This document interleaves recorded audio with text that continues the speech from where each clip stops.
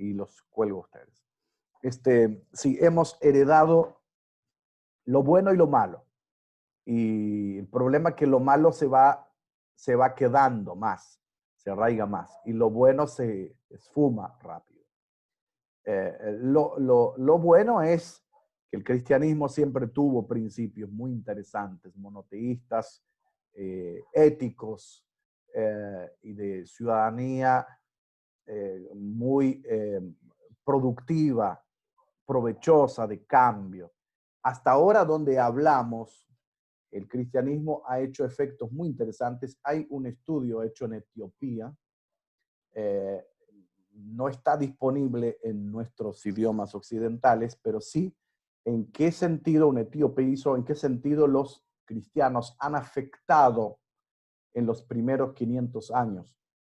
Ha cambiado muchísimo la sociedad cristiana y no eran pocas las ciudades cristianas. A medida que iban expandiéndose, el cristianismo se iba infiltrando en la sociedad y cambiaba también, cambiaba el rol de familia, cambiaba el sistema familiar, el sistema de la mujer, el tema de la esclavitud. Todo esto, los principios cristianos han desarrollado un tema muy valioso, muy importante.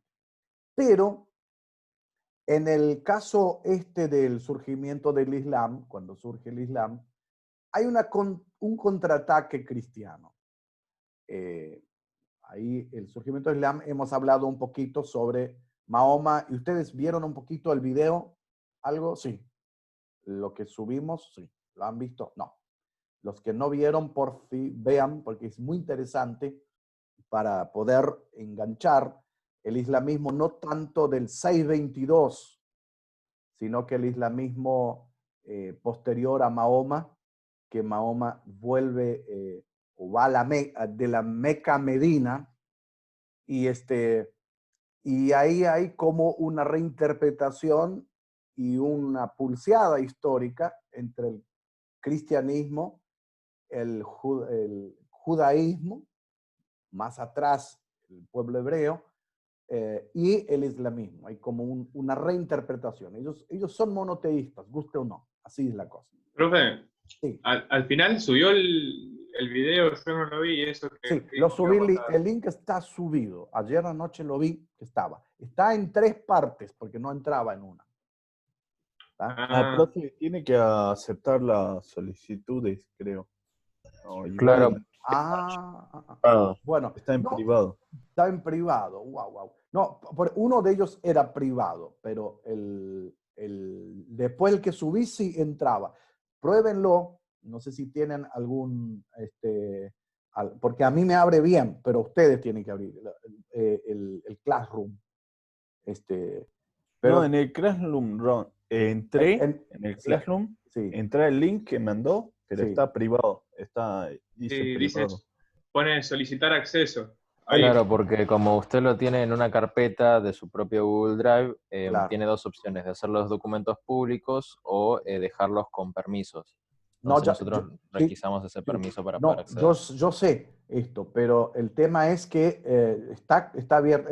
Lo tuve que partir en 3 porque no subía, no había manera de hacerlo. Entonces, un curso me funciona bien y el de ustedes no me funciona bien. ¿Alguno logró entrar? Ninguno. No. Bueno, vamos a ver qué hago entonces, cómo los arreglo. Igual le voy a mandar, porque tengo 2 versiones. Por ahí le estoy mandando la primera y la que le pide el acceso. La segunda está repartida en 3, esa no pide acceso, está en público, en YouTube. Si no, profe, puede pasarlo a una carpeta solamente el video Sí. y nos mandan, nos cuelgan en el Classroom el permiso para acceder. Nosotros Claro. le pedimos permiso, usted no acepta y todos podemos acceder a esa carpeta de su Drive y verlo de ahí. Bueno, no, ese es lo que hice. El último link me parece que está hecho así, con el permiso y todo. Pero déjenme revisar. Voy a ver a través de otra cuenta si me permite o no. Así, porque ayer anoche probé y andaba bien. Hay que verlo en 3 partes. Y bueno, ni se nota cuando cambia uno de otro. pero me costó muchísimo, les soy sincero, me costó muchísimo desencriptarlo del DVD y ponerlo en memoria y subirlo. No sé, yo tengo cuenta de YouTube y todo, y ninguno me dio tanto trabajo como ese. Pero en YouTube no está porque en Google no baja eso. Son cosas muy íntimas del islamismo. Pero yo quiero que ustedes conozcan eso. Si no conocen, va a ser difícil. Bien, la vez pasada yo les mostré el surgimiento de Mahoma, ¿algo no? Sí, bien. Llegamos hasta las pinzas, ¿se acuerdan? Del cristianismo occidental y fue la Edad Media donde nos jugó o se abrió la puerta hacia la ignorancia, y nosotros siempre decimos que estas dos cosas han abierto la puerta y la decadencia más grande del cristianismo. Acá debemos corregir un poquito algunas cosas. La decadencia estaba en el centro de Europa occidental. Tal es el caso de Francia, los francos, los lombardos, lo que son Italias hoy, lo que sería Alemania, todo, ahí estaba la decadencia. En Oriente no estaba la decadencia. En Oriente había un imperio muy fuerte que se llamaba Imperio Bizantino, que va a pelear después contra el Islam, y más que con los movimientos de Mohammed, va a pelear con los turcos seleucidas. Pero hay una parte de Europa que es intacta, que es la parte de Irlanda y Escocia. Allí se produjo material, y la Alta Edad Media, que era un atraso para Europa, y la producción, hay que corregir esa parte cuando hablamos de Edad Media. Hoy se descubre que cada vez hubo movimientos literarios y movimientos valiosos del cristianismo y de Occidente ahí. Bueno, pero sí, el meollo de Occidente va a sufrir con lo que yo les mostré, o lo mostramos en clases, con este tipo de avance. Y ahí estamos en el año 800, cada vez con un crecimiento mayor del Islam, tomando fuerza y cuerpo a lo que sería África, lo que sería Asia, y posteriormente la parte de Europa. Hoy podemos encontrar centenares de lugares para nosotros importantes. Ese es uno de los centros importantes para el Islam, donde la discordia es muy fuerte con el pueblo judío, con el cristianismo también. El Domo de la Roca está sobre una roca llamada Moriah, donde Isaac iba a ser sacrificado, y los musulmanes van a decir que Moriah no era Isaac, sino que sería Ismael. Por otro lugar, también van a decir que en este lugar Mahoma llegó y ascendió a los cielos con un caballo. Y bueno, ahí habrá también una mezquita actual, y después desciende del caballo a la Meca, y ahí muere. Ahí muere, están los restos de Mahoma. O tradiciones. Otro centro musulmán que es importante, pero es tardío, donde hoy se convirtió otra vez en mezquita, no sé qué va a pasar. Era museo por mucho tiempo, es el famoso Santa Sofía de Constantino. Y el centro mayor, que trata el documental que yo les mostré, son las peregrinaciones de la Meca. El documento más que nada muestra las internas que hay. Es el famoso Han, y las peregrinaciones que hay y cómo ellos proceden, cada uno de los detalles, que son a menos una vez en la vida tiene que ir el seguidor del Islam a este lugar. Hay dos grandes grupos, chiita y sunita, entre ellos no se llevan bien, se pelean, pero acá están unidos en esta parte. Ese lugar exclusivo del musulmán, no puede ir ningún otro que no sea musulmán. Las mezquitas abundan, y otro lugar central para ellos es Medina, es la segunda ciudad donde Mahoma estuvo y era bien recibido.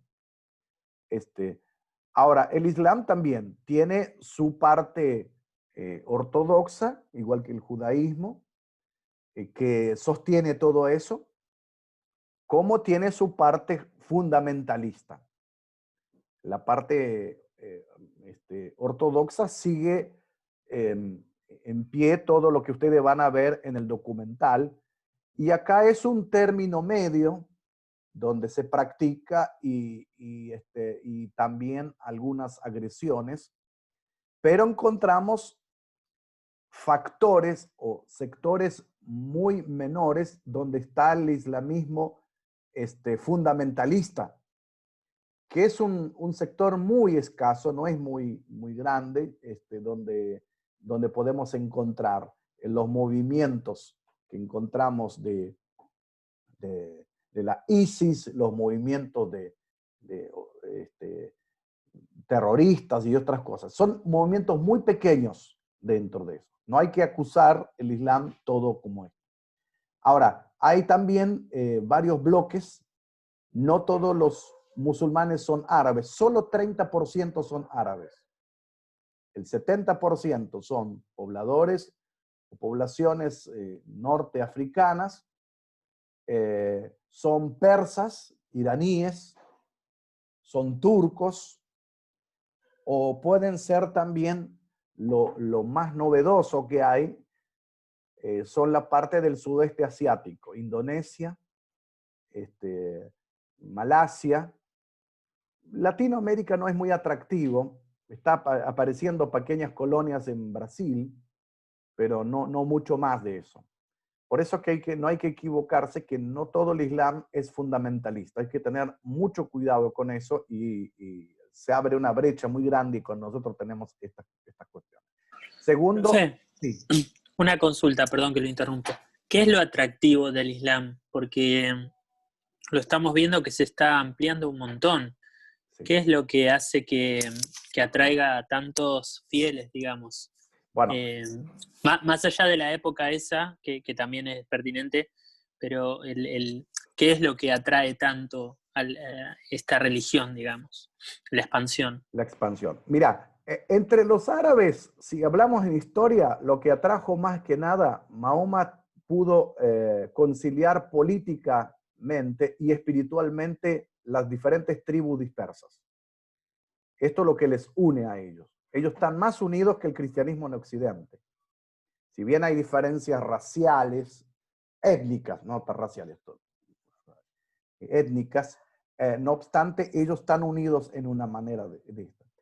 La segunda cosa que es atractiva hoy, la que vos estás preguntando, no es tanto lo atractivo del Islam, sino que es la decadencia del cristianismo. El nominalismo cristiano, los cambios que hay en el cristianismo occidental. Ustedes van a ver en el documental que hay una mujer norteamericana que está viajando al Hajj, y ella se prepara y los hijos no la entienden, pero hay muchos norteamericanos que son últimamente musulmanes. Y hoy la colonia musulmanas, por ejemplo, en Ciudad del Este, están conquistando muchas mujeres paraguayas. ¿Por qué? Porque cambian, el latinoamericano es machista, pero el musulmán también es machista, pero el latinoamericano es machista, no le da nada, el musulmán es machista, pero le da. Y la curiosidad, sí, porque es polígamo en esos ciertos casos. El Corán presume también la poligamia, no en todos los casos. Hay que leerlo bien. Lo otro atractivo también, al tenemos diversidad, religiosa, muchos de los jóvenes y las generaciones jóvenes prueban a ver qué novedoso hay en esto. Y la religión musulmana, al ser fundamentalista, hay espacios para fundamentalismos también. Y el fundamentalismo puede llegar a traerse a través del islamismo. Entonces, yo diría más que nada es la decadencia de del cristianismo antes que el crecimiento del islam. Si nosotros no hacemos nada y quedamos así como estamos, en el 2050 las coordenadas van a unirse. El islamismo va a alcanzar al cristianismo. Y esto se cuenta, el cristianismo nominal también. Se cuenta que América Latina toda es cristiana. Y se cuenta que aún los europeos, con la debilidad que tienen, son cristianos. Si seguimos así y no hacemos nada aparte para cambiar la historia, en el 2050 van a cruzarse. Y el Islam va a tomar espacios para crecer. Es que nosotros estamos tan ensimismados en Occidente que pensamos que el ombligo del mundo pasa por Occidente. El catolicismo le queda solo un pequeño suspiro, hay que darle respirador artificial. El cristianismo más ortodoxo o más conservador también le queda poco. Y el cristianismo más nuevo, que tiene más vida, más neuma, más carisma, también tiene poca fuerza en ese orden. Va a ayudar un poquito que el coronavirus nos cachetea un poco, que nos ayuda un poquito a ponerse en fila, ¿no? Entonces va a tener que cambiar la iglesia, gracias a Dios por la iglesia en China, que es una iglesia perseguida, una iglesia subterránea, que nadie sabe qué ocurre ahí. Eso es gracias a Dios por eso. Pero igual hay una decadencia mortal casi del cristianismo norteamericano. Y nosotros también estamos contagiando. Así que la pregunta de Lucas va por ahí. No tanto por el atractivo que es el Islam, sino por lo decadente que es el cristianismo. No el que nosotros conocemos, sino que el moderno, más que nada. Y en Europa ni hablar, ni hablar. Es la cultura, bueno. Y también la cultura, hay dos fuertes culturas que están renaciendo. Una de ellas es una cultura apocalíptica, de fuertes fundamentalismos. Tal es el caso de Norteamérica, caso Trump, o el caso Bolsonaro en Brasil.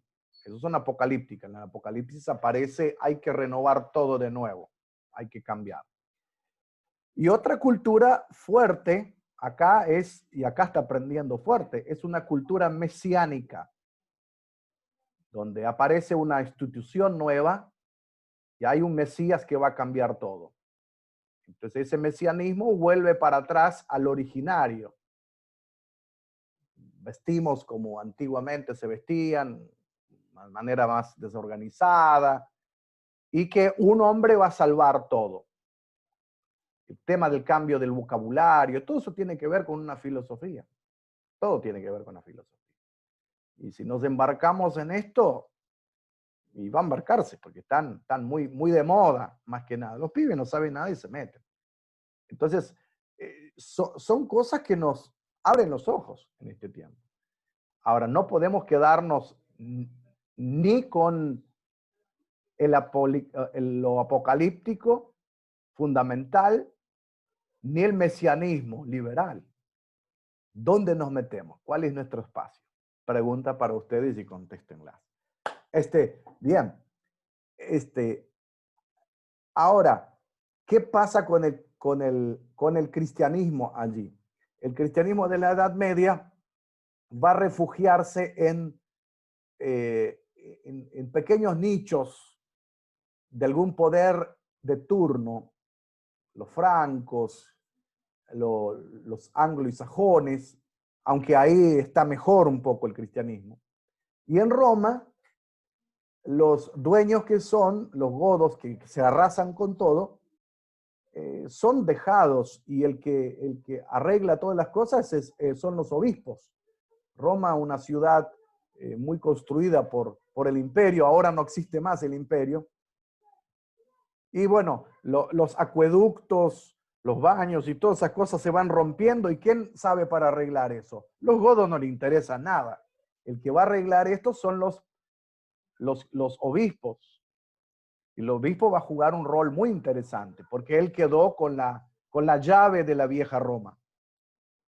Entonces, pero va a haber una decadencia muy fuerte. Decadencia muy fuerte porque el Islam va a cortar de cuajo el ingreso de cualquier intercambio del mundo. Entonces Europa va a entrar en decadencia total, oscurantista, con excepciones que les dije, al menos occidental. Ahora, hay un llamado de Oriente para que Occidente venga con sus fuerzas a ayudar a defenderse frente a la opresión de los turcos seleucidas. No me acuerdo qué patriarca, porque no hay papas ahí, hace un llamado a uno de los papas, y en Europa comienza a gestarse a partir del siglo X, o sea que en el año 900, un espíritu de las cruzadas. Que la cruzada es un repliegue, es devolver la misma moneda con que el Islam nos llevaron todas las tierras. Es un espíritu para ayudar a Oriente, pero por otro lado recuperar las tierras perdidas, sagradas. Ese espíritu va a permanecer por 270 años en Europa, va a tener sus beneficios y sus atrasos, pero también con ese mismo espíritu Colón va a llegar a América, a conquistar América Latina. Así que ese espíritu cruzado va a estar por 1000 años casi. Acá les voy a compartir algunas plaquitas que surge en el centro de Europa un movimiento de los cruzados en contra de los turcos seleucidas a pedido de Oriente y también porque los sultanes estaban, en este caso, encima, una similitud del califato maometano, y rodearon toda Europa. Cayó Constantinopla. Y bueno, los cruzados eran más que nada un movimiento de pueblos con algunas cabezas adelante. Movimiento de pueblos que más que el movimiento de pueblos fueron guerras de repliegue con un objetivo que Dios lo quiere o Dios nos llama. Es la nube negra que tiene el cristianismo en su historia. Ese movimiento de pueblo se mezcló el fervor popular con grandes ambiciones de reyes, gobernantes y papas.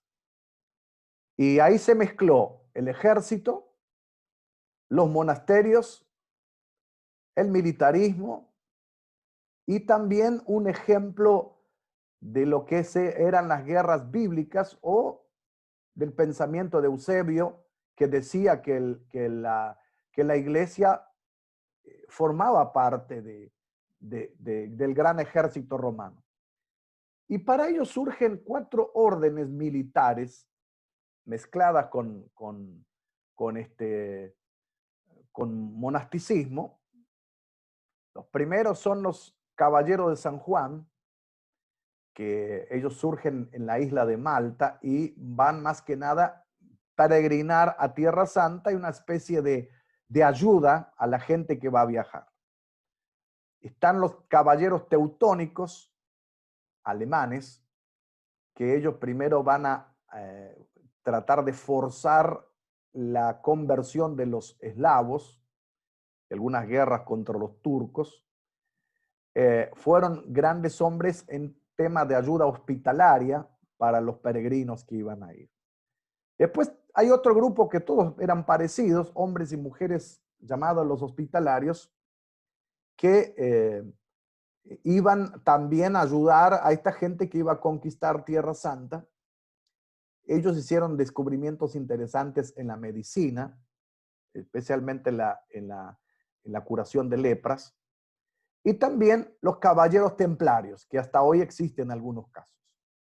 Ellos decían que ellos eran los capellanes, sargentos, que iban a cuidar el templo de Jerusalén, ¿no? Bueno, ellos van a ser absueltos después, destruidos más que nada. Entonces, en toda Europa aparecieron al menos 3 causas de las cruzadas. Una de las primeras causas más interesantes era la ficción por las andanzas. Estas mismas causas van a estar presentes en la venida de Colón a América Latina. Guárdenlo como paréntesis. Van a ser por qué. En alemán, capaz ustedes algunos leen mejor, el alemán es el famoso ángulo de Van der Fulp, que es la oportunidad del amor, de la aventura, del botín. En segundo lugar, es el ángulo económico. Europa estaba sumida en pobreza. Y el tercer lugar es el ángulo político o religioso, donde el motivo era las peregrinaciones buscando en la ultramundanalidad la salvación del alma. Por otro lado, recuerdan que el patriarca oriental del cristianismo bizantino le pide una ayuda a Occidente. Hubiese no pedido nada, iba a quedar mejor. Y por último, la famosa cuenta que querían darle al Islam. No era el Islam, eran los turcos seleucidas, que ellos estaban adueñándose de todo ese lugar. Bueno, van a surgir de ahí por lo mínimo 7 más una de niños cruzadas. ¿Qué se llamaba cruzadas? Que se juntaban los reyes de Europa, se ponían de acuerdo, había predicadores carismáticos en el sentido de aglutinar, que hablaban del fin del mundo, de recuperar Tierra Santa, que caminaban descalzos por Europa predicando que hay que apoyar. Y muchos reyes apoyaban, tanto los ingleses, los reyes de la Hispania también ayudaban, los francos ayudaban, los italianos ayudaban, y los papas también se metían en eso. Había la primer salida, más de 30.000 personas salieron. Después otras, pasamos rápidamente, si ustedes lo ven, las salidas una y otra. La primera salida que ellos fueron, acá tengo todos ellos, bueno, acá ustedes ven en los mapas cómo iban, por tierra, por mar, por lo que podían. El problema más grande es que por mar tenían que pagarlos. La primera fue en 1096, duró 3 años. Ahí estaba el Papa Urbano II, Pedro el Ermitaño. Bueno, participaron bastantes en este caso. ¿Y cuál es el objetivo? Liberación de Jerusalén. Salieron una masa de ejércitos sin armas y sin comida, más o menos 18.000, y un ejército de 60.000, no es 600.000. 600.000 entre Edesa, Antioquía, todos se sumaron en este caso. ¿Cuál el problema? Fue que llegaron y en vez de capturar, llegaron a Jerusalén, pero a costas del esfuerzo de Oriente. Oriente nunca más quiso saber nada de Occidente. A partir de ahí, 1054, después de la primera cruzada, el Oriente no quiso saber nada con el Occidente. Ahí se dividen para siempre. La segunda cruzada, están los francos y alemanes. Bueno, ¿cuál era? Era el retomar Edesa, recuerdan Edesa en la parte siria de los turcos. Fracaso completo. Muchos de ellos murieron, no regresaron. La tercera cruzada es la famosa película que ustedes ven a veces, famosa Federico Barbarroja, y Saladino, donde Saladino recupera, es un líder seleucida que recupera Jerusalén. Lo único que el cristianismo queda, una pequeña ciudad, Acre, que hoy es un pequeño lugarcito ahí, que esto queda para el cristianismo. Algunos la sitúan ahí. La cuarta cruzada, más que nada, ha sido una cruzada que llevaron los venecianos, lo llevaron en sus barcos, y se dieron en cuenta en la mitad de camino que los cristianos y los occidentales no tenían dinero para pagarles. Lo dejaron en Constantinopla. ¿Qué hicieron los occidentales? Saquearon Constantinopla para pagar a los venecianos que tenían los barcos. Después, como fracasó todo esto, en 1212 hay una predicación de Nicolás y Esteban por toda Europa, que por favor entreguen los niños después de destetarlos, entregado porque Dios iba a entregar a causa de los inocentes, los puros del corazón, la tierra prometida. Acá tengo una pintura donde los soldados y los que viajaban arrancaban los niños de las madres. Miles de niños se fueron. Un desastre total porque la mitad murió por camino, otro tanto fue vendido como esclavos al norte de África, y el resto llevaron al Papa como un trofeo. Ni siquiera llegaron a Tierra Santa. La quinta cruzada también querían llegar mediante Egipto. No hicieron hicieron un negocio más que nada. Un negocio de cambiar terreno por otro terreno. No pasó nada. La sexta cruzada, más que una cruzada, fue también un cambio político. Una cruzada trágica, más que nada, porque primero que era política y después terminaron muriendo, porque los seleucidas lo liquidaron. Y la séptima y última fue más que nada, fueron derrotados en todos los ángulos que había, y esto quedó para la historia una gran nube negra, como los dije. Esto quedó en el espíritu cristiano europeo. La clase que viene les voy a dar en qué sentido las cruzadas fueron negativas y en qué sentido las cruzadas han sido positivas, o tienen un ángulo positivo. Los negativos ya vimos, pero hay otras cosas más. Pero ese espíritu cruzado queda, y cuando los venecianos, después los portugueses, aprenden a usar el mar por las corrientes marítimas, muchos creían que podían ganar a Tierra Santa por retaguardia vía India. Y por eso pagan a un loco como Colón. Y Colón va, y cuando llega, llama a las Indias. Pero él casi murió pensando que estaba a las Indias. Pero fue con espíritu, él pensaba que era profeta.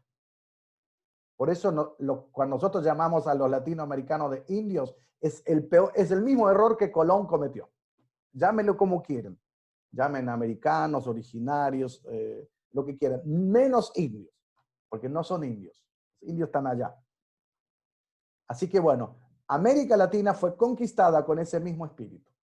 Por eso que han muerto tantos por enfermedades, por las epidemias, por la transmisión sexual y por la violencia, que menguaron una población de millones a nada. y trajeron otra tragedia mayor, que fueron traer esclavos de